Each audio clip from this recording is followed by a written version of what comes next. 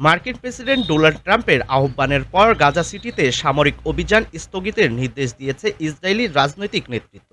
ইসরায়েলের army radio ও কান public ব্রডকাস্টারের খবরে এ তথ্য জানানো হয়েছে। দেশটির আর্মি রেডিও জানায়, নতুন নির্দেশনায় বলা হয়েছে গাজা সিটির অভিযানে সামরিক কার্যক্রম সর্বনিম্ন পর্যায়ে নামিয়ে আনা হবে। স্থলবাহিনী কেবল পরীক্ষামূলক অবস্থানে থাকবে এবং আর কোনো আক্রমণাত্মক পদক্ষেপ নেবে না। এই সিদ্ধান্ত ইসরায়েলি ও মার্কিন কর্মকর্তাদের মধ্যে রাতভর বৈঠকের পর নেওয়া হয়েছে।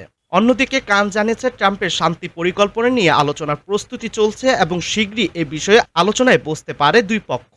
2023 সালের 7 অক্টোবর থেকে শুরু হওয়া যুদ্ধে এখন পর্যন্ত গাজায় নিহতের সংখ্যা দাঁড়িয়েছে কমপক্ষে 66,288 জনে এবং আহত হয়েছেন 1,69,165 জন। আরও হাজারো মানুষ ধ্বংসস্তূপের নিচে চাপা পড়ে আছেন বলে আশঙ্কা করা হচ্ছে।